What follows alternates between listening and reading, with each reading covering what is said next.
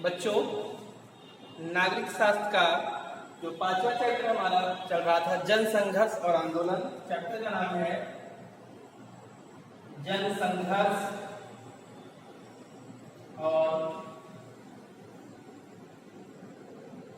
आंदोलन। ठीक है, ये हमारे चैप्टर का नाम है जन संघर्ष और आंदोलन। इसके अंतर्गत हमने नेपाल में लोकतांत्रिक व्यवस्था की स्थापना कैसे होती है, वहां पर स्थापित जो शासन व्यवस्था है, जो राजा है, वह कैसे सत्ता से हटता है और कैसे वहां पर नए प्रधानमंत्री की नियुक्ति हो जाती है और वहां की शासन व्यवस्था को संचालित करता है, इसको देखा। साथ ही साथ एक जनसमूह, एक जगह तो हमने देख लिया कि वहां की शासन व्यवस्था को सब बदला जाता है, दूसरी जगह हमने देखा कि वहां जो शासन व्यवस्था है उसमें सुधार के लिए संघर्ष किया जाता है।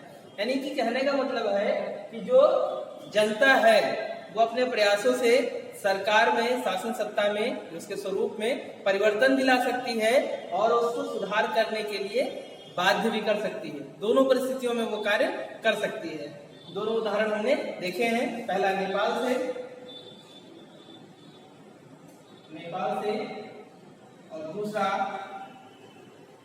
बोलीविया से। पहला उदाहरण हमको नेपाल से मिलता है, दूसरा बोलीविया से मिलता है।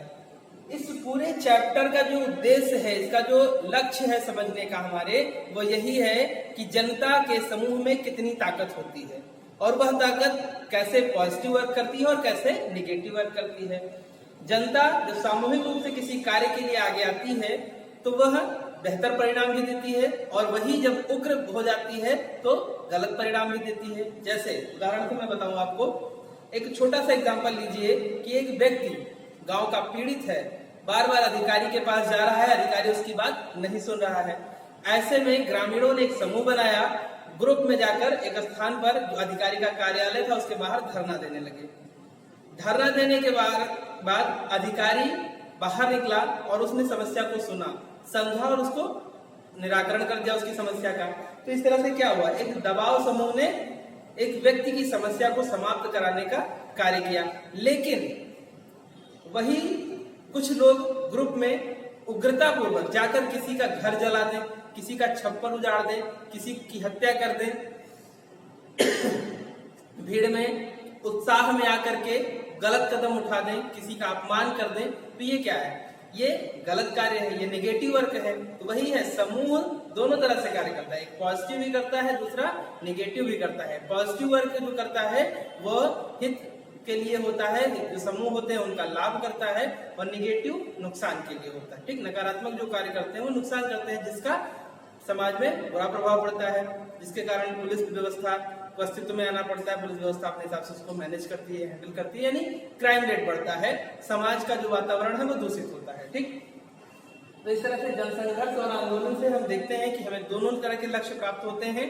पहला वह लक्ष्य जिससे हम जनता की भलाई, आम जनमानस का लाभ प्रदान कर सकते हैं, उनके अधिकारों को दिला सकते हैं, और दूसरा कि हम ऊर्जा के कारण, बल के कारण, शक्ति के कारण उनका हम नुकसान कर दें, किसी व्यक्ति का अहित कर दें, ये दूसरा कार्य हो जाता है। तो ऐसी स्थिति में यह जरूर ध्यान रखना चाहिए कि जो समूह है उसके उद्देश्य स्पष्ट होने चाहिए। हित समूह जो है उसका उद्देश्य एकदम स्पष्ट होना चाहिए। कतई ये बात नहीं होनी चाहिए कि भीड़ आ गई, लोग आ गए और यह स्पष्ट ही नहीं है कि इसका नेतृत्व कौन करेगा, इसकी निर्णायक भूमिका में कौन रहेगा और इसका अंतिम उद्देश्य क्या है।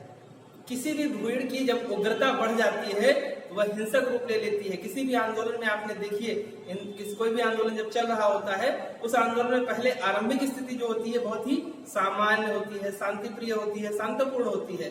लेकिन धीरे धीरे जैसे समय बढ़ता जाता है, लोगों की संख्या बढ़ती जाती है, अपने जन बल को देखकर, अपनी संख्या बल को देखकर लोग उत्साहित हो जाते हैं और उत्साह के अतिरेक में गलत कदम उठा लेते हैं। चौकियों को फूंक देना, गाड़ियों को जला देना, पथराव कर देना, इस तरह से हिंसक हो जाते हैं। तो ये सारी चीजें हैं। जनसंघर्ष आंदोलन जो है इसको हम इसीलिए पढ़ रहे हैं कि हम शांति पूर्वक, अहिंसा के माध्यम से अपनी बातों को कैसे रख सकते हैं और कैसे मनवा सकते हैं, और इसके लिए क्या क्या उदाहरण हमारे पास मौजूद हैं दुनिया के विभिन्न देशों से। तो नेपाल की घटना देखी, बोलीविया की घटना देखी, उसके बाद आगे जब हम बढ़ते हैं तो हमें टॉपिक मिलता है कि वर्ग विशेष के हित समूह। तो वर्ग विशेष के हित समूह क्या होते हैं? वर्ग, जैसे आप मान लीजिए स्टूडेंट है कोई और वह कला वर्ग में है, यानी आर्ट्स के सब्जेक्ट पढ़ रहा है, तो उसको हम कहते हैं कला वर्ग। कला वर्ग हमने क्यों कहा? क्योंकि वो सभी आर्ट के स्टूडेंट हैं। साइंस के पढ़ रहे हैं तो हम कहते हैं विज्ञान वर्ग। हमने विज्ञान वर्ग क्यों कहा? क्योंकि उसके साथ के सभी बच्चे विज्ञान पढ़ रहे हैं। ठीक, अगर कुछ लोग हैं और वो सभी मजदूरी कर रहे हैं, तो ये कौन सा वर्ग होगा? ये वर्ग कौन सा होगा? ये मजदूर वर्ग हो जाएगा। मजदूर वर्ग हो जाएगा कि नहीं हो जाएगा? और जब हम देख रहे हैं समान कार्य के आधार पर हम इनको उसके वर्ग में बांट देते हैं, तो समान कार्य के आधार पर मजदूरों को भी बांट दिए। तो कभी कभी होता क्या है कि मजदूरों के अधिकारों का हनन होता है। फैक्ट्रियां, मिल मालिक या बड़ी बड़ी संस्थाएं उनके अधिकारों को नहीं प्रदान करती हैं, उनके जो अधिकार होते हैं वो उनको नहीं देती हैं, उनको जो फैसिलिटीज देनी चाहिए वो नहीं देती हैं। ऐसे में क्या होते हैं कि मजदूर वर्ग जो होता है ये अपना एक संगठन बना लेता है। ठीक, अब हम देखिए किसी फैक्ट्री में, किसी मिल में अगर जाते हैं, वहां पर अगर मजदूरों का एक संगठन है, अब अगर मजदूरों को अपनी कोई मांग मनवानी है, वहां के जनरल मैनेजर, मान लीजिए किसी मिल में जनरल मैनेजर है, उनसे अपनी बात मनवानी है, तो वो लोग क्या करेंगे? पहले इस संगठन के जो पदाधिकारी होंगे वह जाकर वहां के आला अधिकारियों से बात करेंगे। पहले शांतिपूर्वक सुलह समझौते से जाकर उनसे कहेंगे कि सर ऐसी बात है, हमारी जो मजदूरी है वो बहुत कम है, या एक्सेट्रा जो भी प्रॉब्लम्स होगी, हमें यहाँ पर खाने की दिक्कत हो रही है, या रेस्ट नहीं मिल रहा है, या टाइम ज्यादा है, कोई भी प्रॉब्लम हो सकती है, उसके लिए बात करने जाएंगे। यहाँ पर क्या होता है, सामान्यतः कह देते हैं विचार किया जाएगा। किसी भी कार्यालय में आप जाइए तो पहला उद्देश्य, जैसे आप अपनी मांग को लेके गए हैं अगर वर्कर है, तो पहला उद्देश्य होता है विचार किया जाएगा। लेकिन यह विचार कब किया जाएगा, इसका कोई आंकड़ा नहीं। तो ऐसी स्थिति में जब देखेंगे कोई अच्छा निर्णय या रिजल्ट उसका नहीं आ रहा है, तो ऐसी स्थिति में ये लोग दबाव बनाएंगे। दबाव कैसे बनाएंगे? फैक्ट्रियों में काम करना बंद कर देंगे। जब बंद कर देंगे, माल की मांग है, उत्पादन बंद है, तो ऐसे में नुकसान किसको होगा? नुकसान होगा मालिक को। मालिक को नुकसान होगा, तो ऐसे में मालिक मजबूर होकर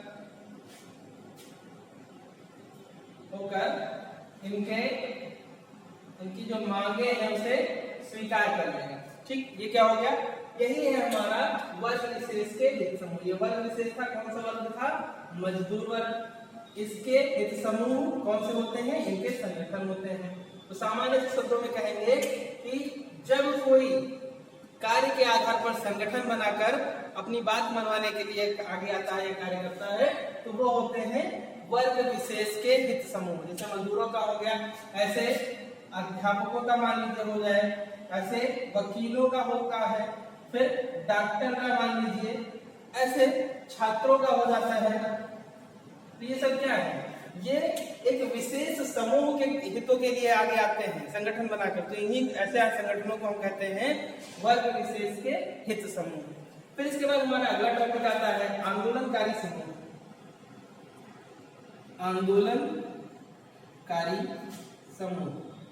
आंदोलनकारी समूह क्या होता है? सामान्य से शब्दों में समझिए, आंदोलन क्या होता है? जब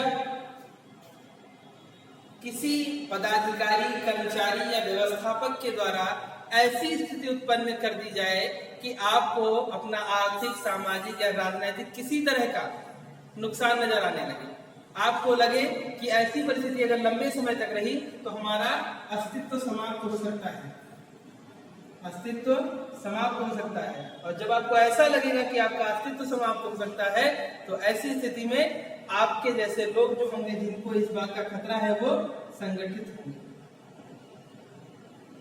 होंगे। ठीक, सिंपल सी बात, मान लीजिए रास्ते में आप जा रहे हैं, एक गाय है, गाय को छोड़ो कुत्ता था, ठीक है, गाय से बेहतर हम रखते हैं यहाँ पर कुत्ता, क्योंकि गाय की प्रवृत्ति नहीं होती है।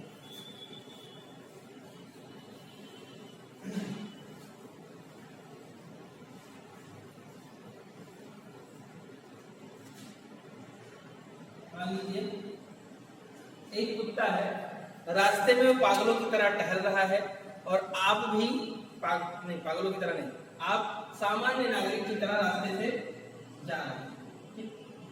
इस रास्ते पे आप जा रहे हैं, 4 लोग यहाँ खड़े हैं, 3 लोग यहाँ खड़े हैं, 2 लोग यहाँ खड़े हैं, 1 यहाँ खड़ा है। ठीक, ऐसे आप रास्ते पे जा रहे हैं। इधर से आ रहे कुत्ते ने आपको दौड़ा लिया, इधर से आ रहा है कुत्ता आपको दौड़ा लेता है, आप यहाँ पहुंचे थे। ठीक, ये 4 ये 2 यहाँ आ गए। ठीक, ये सारे लोग भाग के यहाँ आ गए, सब यहाँ हो गए। अब अगर आप यहाँ पहुंचे हैं और इधर से चल के गए, आपको जाना इधर है, लेकिन अगर आप सामने कुत्ता है तो भागेंगे तो कहाँ जाएंगे? यहाँ जाएंगे, यहाँ जाएंगे, यहाँ जाएंगे या यहाँ जाएंगे? आप वहीं जाएंगे जहाँ लोग होंगे, या तो यहाँ या फिर यहाँ। ठीक, यही तो होता है। तो यही होता है कि जब हमारे जैसे ये लोग जो है ये भी तो भागे थे, यहाँ से क्यों भागे थे? क्योंकि उनको कुत्ते से डर था।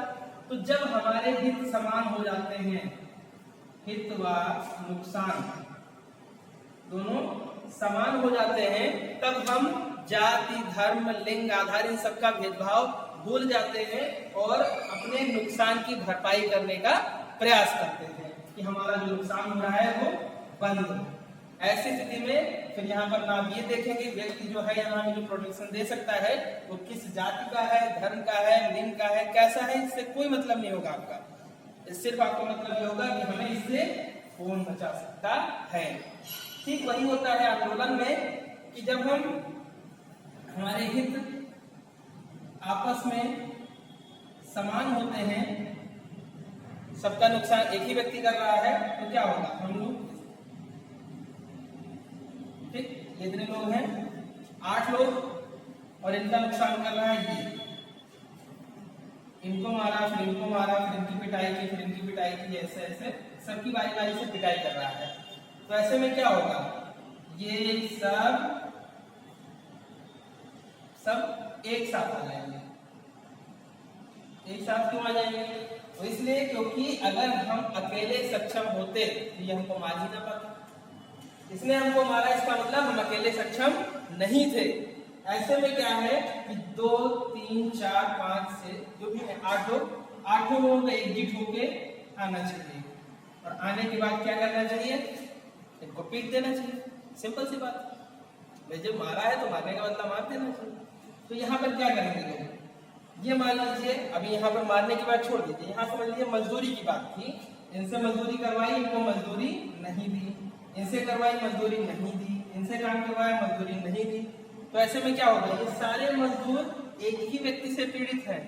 अगर इसको ठिकाने लगा दिया जाए, ठिकाने लगाने का मतलब इसको इस बात के लिए तैयार कर दिया जाए कि मजदूरी दो, तो इतने लोगों का भला हो सकता है। ये लोग संगठित होंगे इनके खिलाफ और आकर आंदोलन करेंगे, क्रांति करेंगे, विद्रोह करेंगे, इनसे मांग करेंगे और जब देखेगा ये भीड़ ज्यादा है तो ये बैक हो जाएगा, यानी बैक का मतलब बैकफुट पे आ जाएगा, पिछड़ जाएगा, कहेगा ठीक है आप लोग जो कह रहे हैं वही ठीक है, हम गलत कर रहे थे, बात कल से गलत नहीं करेंगे, आज जो हो गया वो हो गया, माफ कीजिए, ऐसी बात है। तो यही होता है कि आंदोलनकारी समूह कैसे बनता है? आंदोलनकारी समूह तब बनता है जब सभी के हित समान हो और शोषण करता कोई एक विशेष हो, उसके खिलाफ संगठित होकर उसके खिलाफ आंदोलन करना, अपने अधिकारों अपने हितों के लिए संघर्ष करना आंदोलनकारी समूह कहलाता है। फिर आपका एक इसका इस चैप्टर का एक लास्ट टॉपिक बचता है दबाव समूह और आंदोलन, उसको हम लोग देख लेते हैं।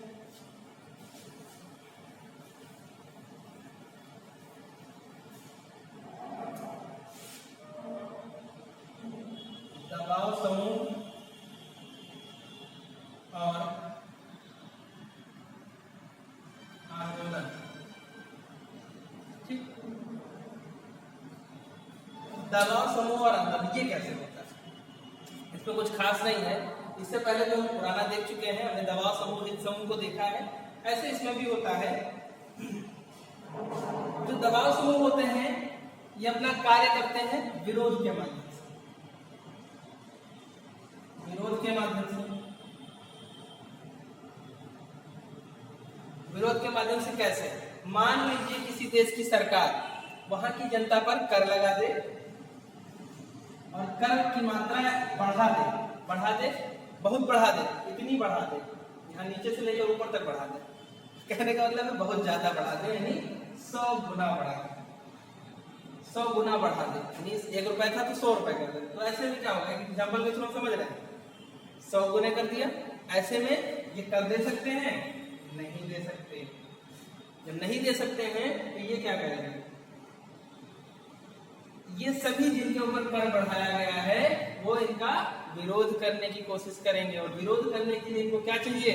समूह चाहिए, संगठन चाहिए। जैसे हमने देखा SPA 7 पार्टी अलायंस, यानी 7 दलों का एक समूह बनता है जो नेपाल में लोकतांत्रिक व्यवस्था स्थापित करने के लिए वहां की राजा ज्ञानेन्द्र को वहां के मजबूर करता है, और उसके साथ में वहां के माओवादी संगठन भी जुड़ जाते हैं सशस्त्र विद्रोह के लिए। ऐसे हमने देखा फेडेकोर एक संगठन है जो बोलीविया में आंदोलन करता है जल संकट, जल युद्ध के लिए। ऐसे ही इनको भी चाहिए कोई ना कोई संगठन, और वही संगठन क्या होता है?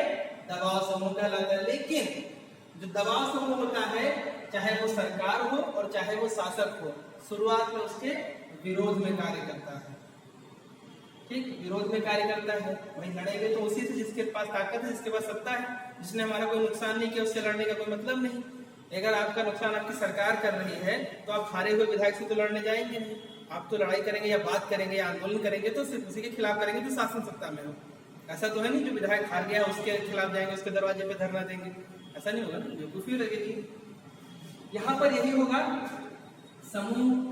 तो जब हम लोकतांत्रिक व्यवस्था में देखते हैं तो लोकतांत्रिक व्यवस्था में जो दबाव समूह होता है, किसी के अधिकारों को की मांग करता है अगर, तो आरंभ में उसकी स्थिति ये लगती है कि वो लोकतंत्र का विरोधी है, लोकतंत्र का विरोधी है। ऐसी स्थिति जान पड़ती है, उसको देखकर, उसके कार्यकलापों को देखकर लगता है कि लोकतंत्र का विरोधी है, यानी ये लोकतंत्र में विश्वास नहीं रखता। लेकिन जिनके हितों को लेकर वो संघर्ष करने आया है, लड़ाई करने आया है, उनके हित प्राप्त होने के बाद, हित उद्देश्य जो है वो पूर्ण होने के बाद वह पुनः उसी सरकार के साथ समाज होकर कार्य करता है। तो ऐसे में क्या है? दबाव समूह का उद्देश्य होता है आंदोलन करके असहाय लोगों की मदद करना, उनके अधिकार दिलाना, उनके लिए व्यवस्था करना, सुख सुविधाएं मुहैया, चिकित्सा, स्वास्थ्य, पेयजल, ये सारी जो मूलभूत सुविधाएं हैं उनके लिए संघर्ष करना, कार्य करना, और उसके साथ ही साथ पूरे आंदोलन के बाद पुनः सरकार में समाहित हो जाना, यानी सरकार के खिलाफ हथियार उठाकर लड़ाई नहीं करना, ना ही विधायक सांसद को गोली मार देना। इनका उद्देश्य किसी कार्यालय अधिकारी या फिर किसी सांसद, विधायक, मंत्री के सामने जाकर अपनी बात रखना होता है। बात रखने में सामान्यता रखते हैं, और नहीं होता है तो हठ के माध्यम से, यानी जैसे एक होता है हठ योग, यानी ईश्वर की पूजा कीजिए, मना लीजिए, मान जाए, और ना माने तो कह लीजिए भगवान आज तो आपको मानना पड़ेगा, नहीं तो फिर ठीक नहीं होगा। तो ये क्या है? ये हठ योग है। तो जो विरोध होता है, जो आंदोलन होता है, एक तरह से अपने ही सरकार से हठ योग होता है कि आपको ये करना पड़ेगा। क्यों? क्योंकि ये सही है। ठीक है, तो ये पूरा चैप्टर इसके पर बेस्ड था। इसमें हमने 2 चीजें मिली, जनसंघर्ष और आंदोलन कैसे स्थापित होते हैं, कैसे आंदोलनों का स्वरूप होता है और कैसे इनका निर्माण होता है, कैसे ये आगे बढ़ते हैं और इनकी आवश्यकता क्यों है समाज में।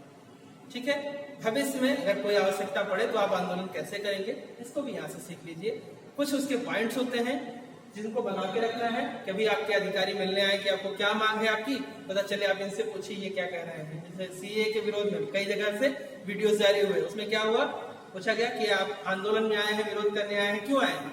तो उन्होंने कहा हम नहीं जानते, प्रधान जी हमको बुला के लाए, इनसे पूछिए। प्रधान जी कह रहे हैं हम पान खाए, हम नहीं बताएंगे, इनसे पूछिए। तो ये ऐसी स्थिति नहीं होनी चाहिए। आपके उद्देश्य एकदम स्पष्ट होने चाहिए आंदोलन के लिए, और वो उद्देश्य भी समाज के हित में होने चाहिए, सोसाइटी जो है उसके हितों में होने चाहिए, ना कि किसी व्यक्ति विशेष के लिए जाके कि कोई मर्डरर है, किसी ने किसी की हत्या की है, उसके खिलाफ आप जाके, उसके समर्थन में आप जाके थाने को घेर लीजिए कि नहीं इनको छोड़िए छोड़िए। ये कोई तरीका थोड़े होता है, ऐसे नहीं होता है। उद्देश्य वो होना चाहिए जिससे समाज का भला हो। ठीक है, तो इसी के साथ ये चैप्टर समाप्त होता है। आगे 6 चैप्टर 6, 7, 8 3 चैप्टर इसमें, और हिस्ट्री में 1 चैप्टर बचा हुआ है। धीरे धीरे उसको पढ़ेंगे और इसको फिर से रिवीजन करना हम लोग शुरू करेंगे आने वाले वीक्स में। ठीक है, थैंक यू।